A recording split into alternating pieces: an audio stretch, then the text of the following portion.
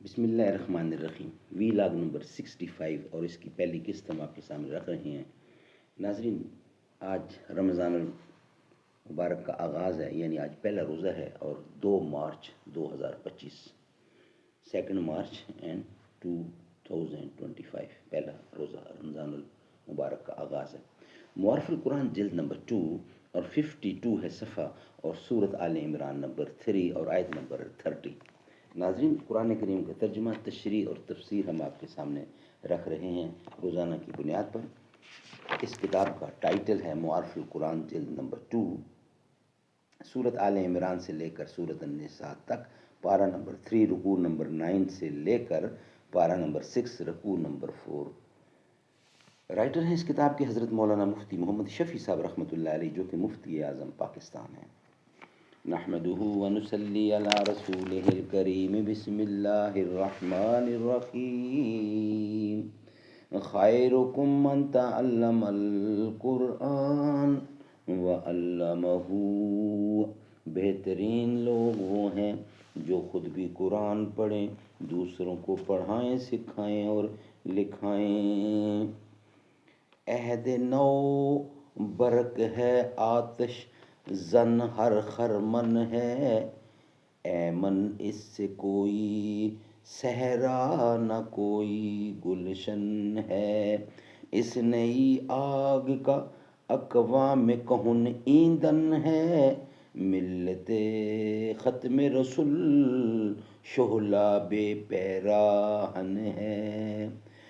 آج بھی ہو جو ابراہیم کا ایمان پیدا، آگ کر سکتی ہے انداز گلستاں پیدا۔ خلفائے راشدین اور صحابہ کرام کے معاملات اس قسم کے واقعات سے بھرے ہوئے ہیں۔ یہ سب مواسات یا مدارت یا معاملات کی صورتیں تھیں۔ جس موالات سے منع کیا گیا وہ نہ تھی۔ اس تفصیل اور تشریح سے ایک طرف تو یہ معلوم ہو گیا کہ غیر مسلموں کے لیے اسلام میں کتنی رواداری اور حسن سلوک کی تعلیم ہے، دوسری طرف جو ظاہری تعارض ترک موالات کی آیات سے محسوس ہوتا تھا وہ بھی رفع ہو گیا۔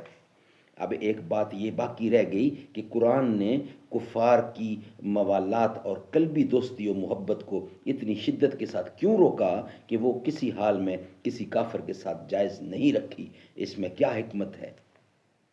اس کی ایک خاص وجہ یہ ہے کہ اسلام کی نظر میں اس دنیا کے اندر انسان کا وجود عام جانوروں یا جنگل کے درختوں اور گھاس پھوس کی طرح نہیں ہے، اور نہ ہی پیدا ہوئے، پھولے پھلے پھر مر کر ختم ہو گئے، بلکہ انسان کی زندگی اس جہاں میں ایک مقصدی زندگی ہے۔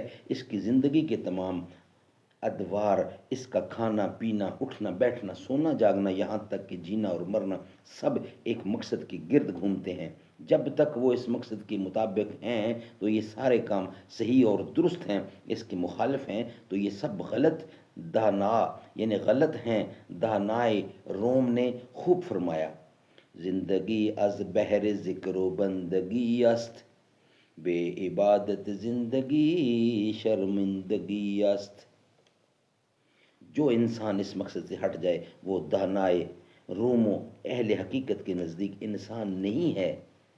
آنچہ میں بینی خلاف آدم آند، نیتند آدم غلاف آدم آند۔